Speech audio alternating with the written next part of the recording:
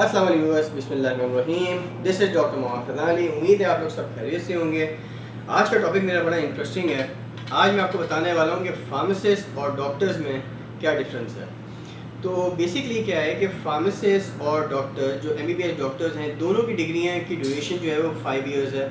दोनों 5 साल पढ़ते हैं, दोनों 1 साल इंटर्नशिप करते हैं। एमबीबीएस डॉक्टर जो वो 1 साल आउट जॉब करते हैं, फार्मासिस्ट जो है वो 1 साल इंटर्नशिप कर रहा होता है। तो फिर डिफरेंस कहाँ पर है?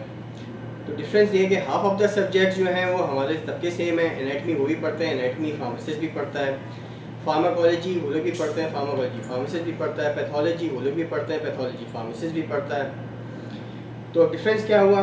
डिफरेंस ये हुआ कि पैथोलॉजी जो है वो लोग स्पेशल पैथोलॉजी पढ़ते हैं, जबकि फार्मासिस्ट जो है वो 1 ईयर जो है वो एज अ जनरल पैथोलॉजी पढ़ता है।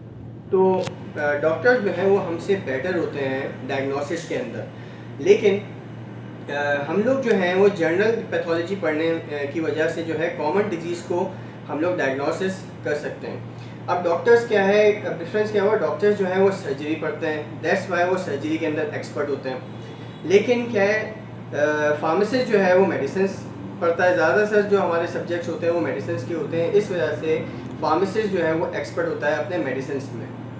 तकरीबन 5 साल के ड्यूरेशंस के अंदर हम लोग 4 साल जो हैं वो हम लोग फार्माकोलॉजी तकरीबन पढ़ रहे होते हैं। किस तरीके से आपको कौन सी मैन्युफैक्चरिंग करनी है, इंडस्ट्रियल फार्मेसी हो जाती है और क्लिनिकल होता है, हॉस्पिटल फार्मेसीज होती हैं। ये डिफरेंस जो है फार्मासिस्ट वो है 4 साल के अंदर पढ़ता है अपनी फार्मेसी की फील्ड के। जैसे ले लेते हैं, जैसे हॉस्पिटल फील्ड में जो है हमारे पास क्लिनिकल राउंड्स होते हैं। जैसे डॉक्टर्स अपने क्लिनिकल राउंड्स में जाता है, वो डिफरेंट पेशेंट्स को देखता है। इसी तरह फार्मासिस्ट भी डिफरेंट जो है वो अपने क्लिनिकल राउंड्स पे जाता है और डिफरेंट बेड्स पे जाके जो है उनकी फ़ाइल चेक करता है।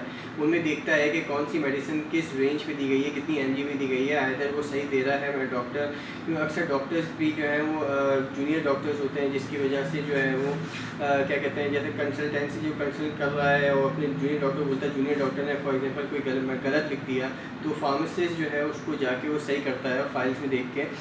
तो बहुत सारी चीज़ें होती हैं। इसी तरीके से जैसे इंडस्ट्रियल फार्मेसिस्ट के अंदर जो फार्मासिस्ट होता है वो रॉ मटेरियल से लेके वेयर हाउसेस से लेके जब वो आपका रॉ मटेरियल आता है उस वक्त जो फिनिश एंड पॉइंट, जैसे क्वालिटी कंट्रोल हो गया, फिनिश एंड पॉइंट जब आपको टैबलेट मिलती है जिसको आप खाते हो और जिससे आप सही होते हो, ये सारा रोल जो है वो फार्मासिस्ट प्ले कर रहा होता है। और pharmacist is a medicine expert. तो इसी तरह जैसे डॉक्टर डायग्नोसिस एक्सपर्ट होता है, इसी तरह फार्मासिस्ट जो है एक मेडिसिन एक्सपर्ट होता है।